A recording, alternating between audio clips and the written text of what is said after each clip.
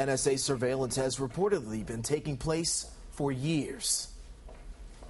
Lawmakers have been hinting at it for years. The federal government's widespread and consistent surveillance of U.S. citizens, conducted officially in the interest of national security. It's not paranoia when they're really after you. A secretive federal agency really was after Will Smith's character in the movie Enemy of the State. And it turns out the real national security agency, the NSA, so secretive it's often called no such agency, has reportedly been building a massive database of landline phone records from Verizon customers. The British newspaper The Guardian reports Verizon did not have a choice and was ordered to hand over all call detail records for communications between the United States and abroad, or wholly within the United States, including local telephone calls, on an ongoing daily basis. The surveillance appears to be a continuation of the same kind of monitoring conducted under the Bush administration, except with authorization by the secret Foreign Intelligence Surveillance Court. The FISC was created in 1978 on the heels of Watergate and other scandals involving secret wiretaps to actually deter the government from abusing its surveillance authority.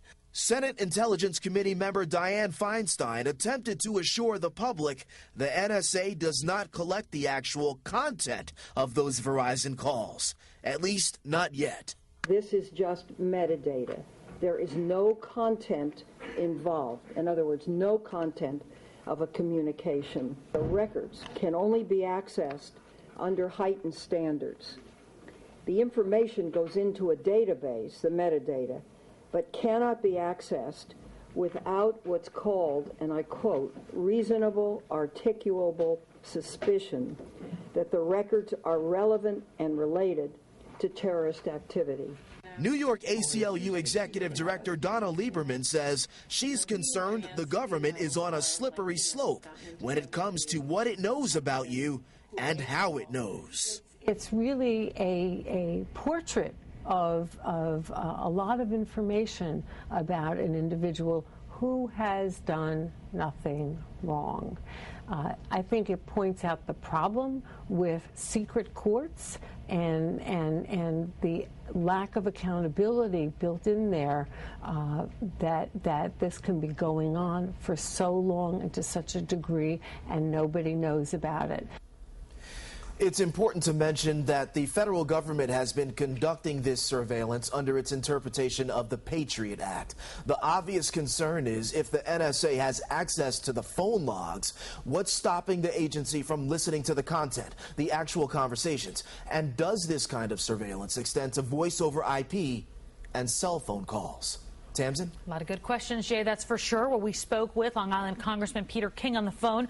Earlier, Congressman King, who is on the House Intelligence Committee, says this tactic is necessary. And it's absolutely essential weapon in the war against terrorism. These calls cannot be listened to. There's no transcriptions of them. It's a way to keep phone records, because otherwise phone companies would dispose of them after several years, and they wanted court protection. So every 3 months the courts review the process, and then they renew the order to keep the calls on file, on record, and they are kept basically in storage by the government. Okay, that's one part of the story, but it appears that phone records are just the tip of the iceberg when it comes to the data the NSA is collecting. The feds are also mining the internet with a classified program. It's called PRISM. The Washington Post has obtained slides that show the scope of this highly secretive initiative between the NSA and some of the biggest players in Silicon Valley. PRISM was established back in 2007, and in its 6 years, it has become a major source of material for intelligence reports. How major? The Post says PRISM accounts for 1 in every 7 intelligence reports. And get this, when critics called for surveillance boundaries last year, members of Congress who knew about PRISM were told to keep quiet. We now know about 2 NSA programs that collected your data, and the feds say it's all perfectly legal. We heard Jay say that. But is it? Do the feds have a right to just take your data without your permission? Well, joining us is Joseph Sandskrant, an expert in privacy and data security. So we have a bunch of questions for you tonight. Sure. Let's get started. First of all, what exactly is being collected? I know we hear metadata, but what does that really mean? The term of art here is called CDRs, called detailed records. Okay. And this is information regarding the origination point of the call and where the call terminates, the time the call was made, the duration of the call, and the call routing. This is the information that Verizon needs in order to process the calls that everybody makes across the country. All right, they say it's for the war on terror, but what else can it be used for? It has to be able to be used for other things. Well, the simple fact is any information could be used for nefarious purposes. Any information could be used for a personal vendetta. It could be used even for blackmail. But the fact is, the NSA has presumably has the proper oversight in place to make sure that the information is not used for those purposes. I mean, we say there's oversight, but of course there's always concern, and you hear the critics of this saying, "What's next?" Well, in my opinion, first of all, let me just say that I believe this information is being used for purposes of identifying terrorism, identifying potential for terrorist attacks.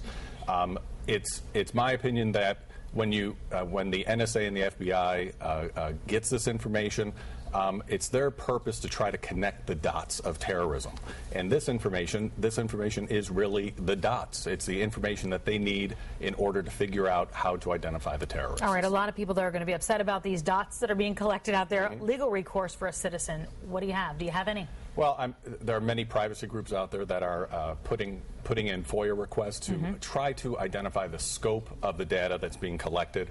And quite frankly, if you put enough attorneys in a room for long enough, they will come up with a way to perhaps sue the federal government. To be continued, right, Joseph? Absolutely. All right. Thanks so much for being here. Thank you. Okay, a lot more on this.